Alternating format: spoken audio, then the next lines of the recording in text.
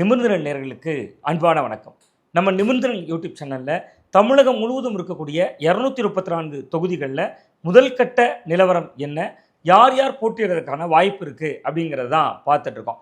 அந்த பட்டியலில் இன்றைக்கி நம்ம பார்க்க இருக்கக்கூடிய சட்டமன்ற தொகுதி விளவங்கோடு. தமிழக கேரள எல்லையோர பகுதியில் இருக்கக்கூடிய தொகுதி தான் விளவங்கோடு. மலையாள மொழி பேசக்கூடிய மக்களும் கணிசமாக இருக்கக்கூடிய தொகுதி இது. இந்த தொகுதியில் மிக முக்கியமான அடையாளங்கள் என்ன அப்படின்னு பார்த்தீங்கன்னா, மார்த்தாண்டம் தேன் அப்படிங்கக்கூடியது மிக முக்கியமான அடையாளம். இதெல்லாம் மட்டும் இல்லாமல் சமகால அடையாளமாக இந்த தொகுதியில் மாறி இருக்கக்கூடியது மார்த்தாண்டம் மேம்பாலம். அது மட்டும் இல்லாமல் குமரி மாவட்டத்தில் அதிக அளவில் ரப்பர் விளையக்கூடிய பகுதிகளை உள்ளடக்கின தொகுதியும் இந்த தொகுதி தான். இப்படி இந்த தொகுதிக்கு 1000 அடையாளங்கள் சொன்னாலும் கூட இந்த தொகுதி மிக மிக முக்கியமான தொகுதிகளில் ஒன்று. ஏன்னா தமிழ்நாட்டில் மற்ற தொகுதிகள் எல்லாம் திராவிட கட்சிகளுடைய தாக்கம் இருக்கும். ஆனால் கிள்ளியூரை போலவே விளவங்கோடு தொகுதியிலையும் தேசிய கட்சிகளுடைய தாக்கம் அதிக அளவில் இருக்கும். ஸோ அந்த அளவில் இங்கே தேசிய கட்சிகள் கோலோச்சக்கூடிய தொகுதி அப்படின்னே சொல்லிடலாம். அதை எப்படி சொல்கிறோம் அப்படின்னா, இதுவரைக்கும் இந்த தொகுதிக்குள்ளே நடந்த 11 தேர்தல்களில் அதிகபட்சமாக காங்கிரஸ் கட்சி 6 முறை ஜெயிச்சிருக்காங்க, மார்க்சிஸ்ட் கம்யூனிஸ்ட் கட்சி 5 முறை ஜெயிச்சிருக்காங்க. இப்போ இந்த தொகுதியினுடைய சிட்டிங் எம்எல்ஏவா தாரகை கட்பட்டிருக்காங்க. இவங்க இடைத்தேர்தலில் ஜெயிச்சிருந்தாங்க. இந்த தொகுதியில் காங்கிரஸ் கட்சியினுடைய சார்பில் போட்டியிட்டு வெற்றி பெற்றிருந்த விஜயதரணி அவர்கள் தன்னோட பதவியை ராஜினாமா செஞ்சுட்டு பாஜக பக்கம் நகர்ந்திருந்தாங்க. இதனால் ஏற்பட்ட இடைத்தேர்தலில் தான் தாரகை கட்பட் இந்த தொகுதியில் வேட்பாளரானாங்க. ஸோ அவங்க இப்போ சட்டமன்ற உறுப்பினராக இருக்காங்க. சரி, இந்த தொகுதியில் என்னெல்லாம் சமூகங்கள் இருக்குது அப்படிங்கிறத பார்த்துடலாம். தொகுதிக்குள்ளே பெரும்பான்மையாக நாடார் சமூக மக்கள் இருக்காங்க. நாடார் சமூகத்திலையும் இந்து நாடார், கிறிஸ்தவ நாடார் என்கக்கூடிய 2 பிரிவுகள் இருந்தாலும் கூட தொகுதிக்குள்ள வலுவாக இருக்கிறது நாடார் சமூகம் தான். அதற்கு அடுத்த இடத்துல இருக்கக்கூடியது நாயர் சமூகம் கணிசமான அளவில் இருக்காங்க. ஸோ இதுதான் இந்த தொகுதியில் பெரும்பான்மையாக யார் இருக்காங்க அப்படின்னு பார்த்தீங்கன்னா இருக்கக்கூடிய ஸ்ட்ரெச்சர். சரி, அடுத்ததாக பார்த்தா இந்த தொகுதியினுடைய மிக முக்கியமான பிரச்சனைகள் என்ன அப்படிங்கிறத பார்த்துடலாம். குமரி மாவட்டத்தில் மற்ற தொகுதிகளையெல்லாம் விட ஒப்பிடுகையில், தமிழகத்தின் மற்ற தொகுதிகளையெல்லாம் விட ஒப்பிடுகையில் விளவங்கோடு தொகுதியில் தான் ஏராளமான பிரச்சனைகள் இருக்குது. ரொம்ப குறிப்பாக நெய்யாறு இடதுகரை கால்வாய் பிரச்சனை. இந்த நெய்யாறு இடதுகரையிலிருந்து வந்து கொண்டிருந்த தண்ணீரை கேரளத்தில் இருந்த அரசு திடீர்னு நிப்பாட்டிட்டாங்க. அந்த தண்ணீர் கிட்டத்தட்ட ஒரு 15 ஆண்டுகளுக்கு மேலே வரல. அந்த தண்ணீர் வராததுனால விளவங்கோடு தாலுகாக்குட்பட்ட மக்கள் தங்களோட பாசன வசதியும் இழந்துட்டாங்க, அதிலிருந்து கிடைக்கக்கூடிய தண்ணீர் வசதியும் இழந்துட்டாங்க.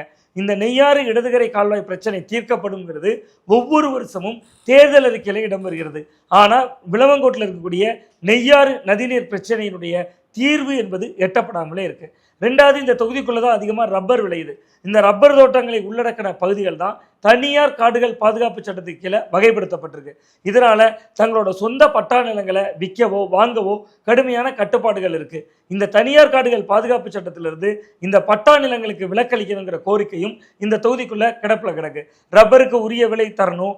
அது மட்டும் இல்லாமல் இந்த தொகுதிக்குள்ளே தான் அதிகமான அளவுக்கு முந்திரி தொழிற்சாலையும் இருக்குது. அந்த முந்திரி தொழிலாளர்களுக்கான வாழ்வாதாரத்தை உறுதி செய்கிறது, அவர்களுக்காக ஒரு இஎஸ்ஐ மருத்துவமனையை, ஒரு படுக்கை வசதியுடன் கூடிய மருத்துவமனையை அமைச்சு தரணுங்கிற கோரிக்கை அப்படின்னு நிறைவேற்றப்படாத கோரிக்கைகள், பல கோரிக்கைகள் இந்த தொகுதிக்குள்ளே இருக்குது. ரொம்ப ரொம்ப முக்கியமாக மார்த்தாண்டத்தை தமிழ்நாட்டோட தேன் கிண்ணம் அப்படின்னு சொல்லுவோம்.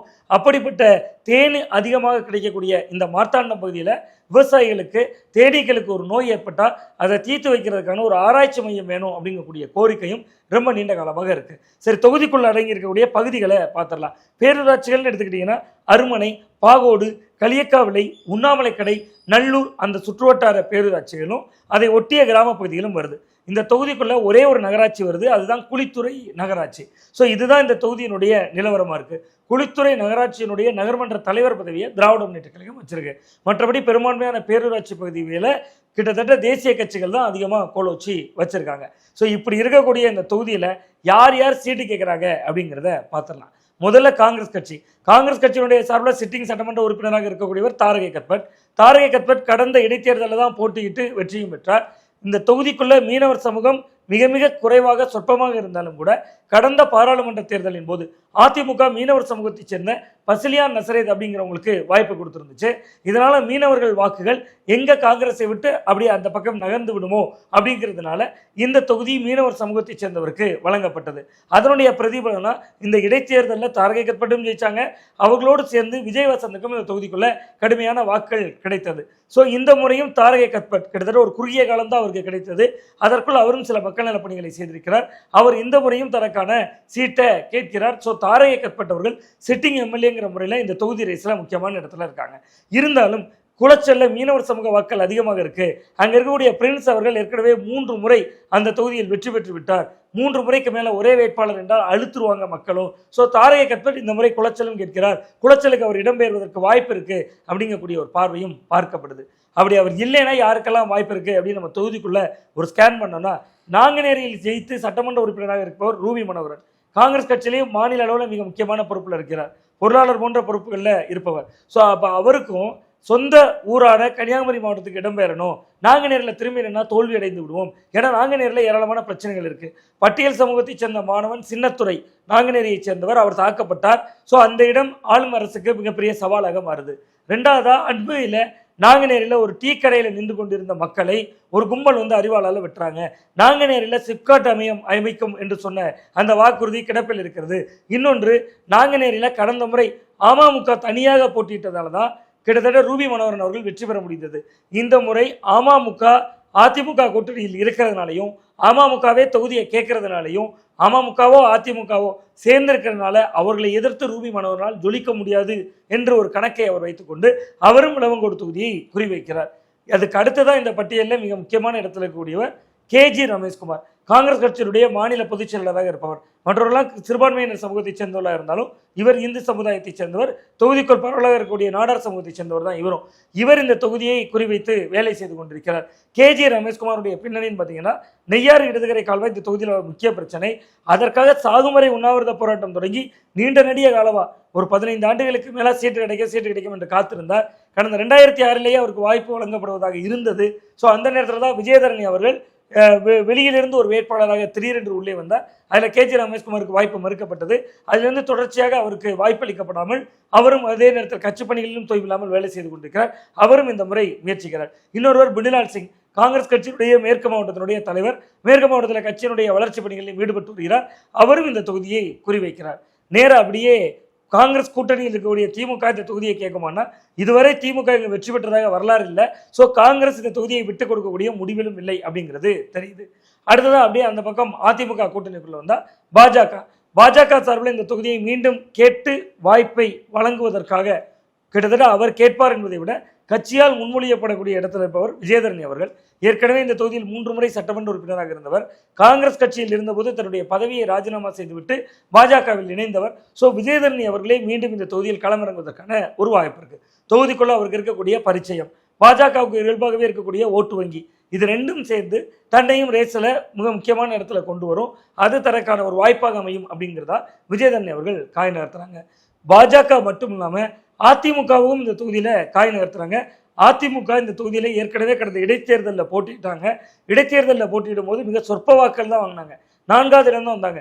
ஆனால் குறுகிய காலத்திலேயே அதிமுகவில் இந்த தொகுதி வேணும் அப்படின்னு கேட்கக்கூடியவருடைய எண்ணிக்கை ரொம்ப அதிகமாக இருக்குது. பலரும் போட்டியிட ஆர்வம் காட்டுறாங்க. ஏன்னா பாஜக அலையன்ஸ் ஒரு பக்கம், அதிமுக இப்போ சமீப காலமாக சேர்க்கப்பட்டிருக்கக்கூடிய இளைஞர்கள் கூட்டம் மறுபக்கம். ஸோ இது ரெண்டும் சேர்ந்து அதிமுகலையும் கணிசமான பேர் சீட்டு கேட்குறாங்க. அந்த பட்டியலில் மிக முக்கியமான இடத்தில் இருப்பவர் அருள் பிரகாஷ் சிங். யார் இந்த அருள் பிரகாஷ் சிங் அப்படின்னு பார்த்தீங்கன்னா, வழக்கறிஞர் என்பதையும் தாண்டி அவர் குளித்துறை பகுதிகளில் இருக்கக்கூடிய நீதிமன்றம், குளித்துறை நீதிமன்றம் கன்னியாகுமரி மாவட்டத்தில் நீங்கள் எடுத்துக்கிட்டிங்கன்னா அங்கே ஏராளமான நீதிமன்றங்கள் இருக்குது. நாகர்கோவில், பூதப்பாண்டி, இரணியல், குளித்துறை அப்படிங்கக்கூடிய நீதிமன்றங்கள் இருக்குது. தக்கலை, பத்மநாபபுரத்தில் இருக்குது. ஸோ 5 நீதிமன்றங்கள் இருக்குது. ஒவ்வொன்றுக்கும் அரசு வழக்கறிஞர்களும் இருப்பாங்க. இவர் கடந்த காலங்களில் குளித்துறை நீதிமன்றத்தில் கவர்மெண்ட் லீடர் அப்படின்னு சொல்லக்கூடிய அரசு வழக்கறிஞராக இருந்தவர். கிறிஸ்தவ நாடார் சமூகத்தைச் சேர்ந்தவர். 1995 தொடர்ச்சியாக அண்ணா திராவிட முன்னேற்ற கழகத்தில் இருந்து வரக்கூடியவர். மார்த்தாண்டம் டயோசிஸில் சட்ட ஆலோசகராக இருக்கிறார். இப்படி பல்வேறு வகையான பொறுப்புகளில் இருக்கிறார். இப்பொழுதும் குமரி மேற்கு மாவட்டத்தினுடைய வழக்கறிஞர் அணி செயலாளராகவும் இருக்கிறார். இவரும் சீட்டு கேட்கிறார். இதே போன்று இன்னொருவர் ஒன்றிய செயலாளர் சைன் ஜோஸ் கேட்கிறார். இவரும் கிறிஸ்தவ சமூகத்தைச் சேர்ந்தவர். தொகுதிக்குள் பரவலாக இருக்கக்கூடிய நாடார் சமூகத்தைச் சேர்ந்தவர். அது மட்டும் இல்லாமல் இப்போ மேல்புறம் மேற்கினுடைய ஒன்றிய செயலாளராக இருக்கிறார். இவரும் கிட்டத்தட்ட பார்த்தீங்கன்னா தொடர்ச்சியான கட்சிப்பணி. 2009ஆம் ஆண்டு ஒன்றிய செயலாளராக, அதாவது இளைஞர் பாசறையினுடைய ஒன்றிய செயலாளராக இருந்தார். அதற்கு பின்பு மாவட்ட இளைஞர் பாசறை செயலாளராக இருந்தார். இப்படி பல்வேறு வகையான கட்சி பணிகள்லேருந்து இப்போ ஒன்றிய செயலாளராக இருக்கிறார். மேல்புறத்தினுடைய ஒன்றிய செயலாளராக இருக்கிறார். அவரும் சீட் கேட்கிறார். இதே மாதிரி சுமன் என்பவரும் இன்னொரு ஒன்றிய செயலாளர்களில் ஒருவராக இருக்கிறார். அவர் அம்மா டிவி என்கிற பேரில் தன்னோட சேனலுடைய பெயரிலேயே ஜெயலலிதா அவர்களை குறிக்கிற விதமாக அம்மா டிவின்னு வைத்திருக்கிறார். உள்ளூர் சேனல் ஒன்றை நடத்தி வருகிறார். ஸோ அவரும் சீட் கேட்கிறார். அதிமுக முகாம் கடந்த காலங்களில் பலவீனமாக இருந்த நிலையிலிருந்து மாறி இந்த முறை பலரும் சீட் கேட்கக்கூடிய இடம் நோக்கி நகர்ந்திருக்காங்க. அப்படி அதிமுக இந்த தொகுதியில் களம் கண்டால், ஒருவேளை விஜயதரணி அவர்கள் போட்டியிடாத பட்சத்தில் அதிமுகவுக்கு இந்த தொகுதி வந்தால் இந்த மூவரில் யாராவது ஒருவருக்கு வாய்ப்பு இருக்கப்படலாம். இந்த ரேஸில் அருள் பிரகாஷ் சிங்கும் அதே போன்று சைன் ஜோஸ் இடையில கடுமையான ஒரு ஃபைட் இருக்கிறதையும் பார்க்க முடியுது. அடுத்ததா நாம் தமிழர் கட்சியை பொறுத்தவரை இந்த தொகுதியில் மரிய ஸ்டெல்லா அப்படிங்கிறவங்க வேட்பாளர்களாக அறிவிச்சிருக்காங்க. ஏற்கனவே கடந்த இடைத்தேர்தலில் 3வது இடம் வந்திருந்தது நாம் தமிழர் கட்சி. இந்த முறை வேட்பாளர் மாற்றப்பட்டிருக்கிறார், மரிய ஸ்டெல்லா வந்திருக்கிறார். இவரும் ஓரளவு களம் காண்கிறார். அதே மாதிரி தமிழக வெற்றி கழகத்துக்குள்ளேயும் தொகுதிக்குள்ள ஓரளவு அவர்களுக்குமான ஒரு ஓட்டு வங்கி இருக்கு. ஏற்கனவே விஜய் ரசிகர்கள் கேரளாவிலும் அதிகம். அதனுடைய தாக்கம் இந்த தொகுதிக்குள்ளும் எதிரொலிக்கிறது அப்படின்னு தான் நான் பார்க்குறேன். ஸோ அந்த வகையில் இன்னும் வேட்பாளரை அறிவிக்காவிட்டாலும் கூட தமிழக வெற்றி கழகத்திற்கும் தொகுதிக்குள் ஓரளவிற்கான ஓட்டு வங்கி இருக்குது அப்படிங்கிறதான் பார்க்குறேன். ஸோ இங்கு என்னதான் எத்தனை பேர் தான் போட்டியிட்டாலும் இருமுனை போட்டியாகத்தான் இருக்கும். திமுக அணி அதிமுக அணி என்று நாம் மற்ற தொகுதிகளில் பேசுவோம். இந்த தொகுதியை பொறுத்தவரை பாஜக அணி காங்கிரஸ் அணி என்றுதான் பேச வேண்டும் என்பதுதான் கலை யதார்த்தமாக இருக்கிறது. யாருக்கு இதில் வாய்ப்பு கிடைக்கப் போகிறது, விளவங்கோட்டை கைப்பற்ற போவது யார் என்பது குறித்தெல்லாம் நம்ம தொடர்ந்து பார்க்க இருக்கிறோம். அதற்கு முன்னாடி காங்கிரஸுக்கு இந்த தொகுதியை கொடுப்பதற்கு இடதுசாரிகளும் எங்களுக்கு இந்த தொகுதியை தாங்க, நாங்கள் 5 முறை ஜெயித்திருக்கோம் அப்படின்னு சொல்லக்கூடிய ஒரு பட்டியலில் வைத்திருக்கக்கூடிய காட்சிகளையும் பார்க்க முடிகிறது. பார்க்கலாம் களம் யாருக்கு சாதகமாகிறது யாருக்கு பாதகமாகிறது என்பதை பொறுத்திருந்து பார்ப்போம். மீண்டும் நல்ல ஒரு தொகுதியின் அரசியல் அப்டேட்டோடு உங்களை சந்திக்கின்றேன். நன்றி, வணக்கம்.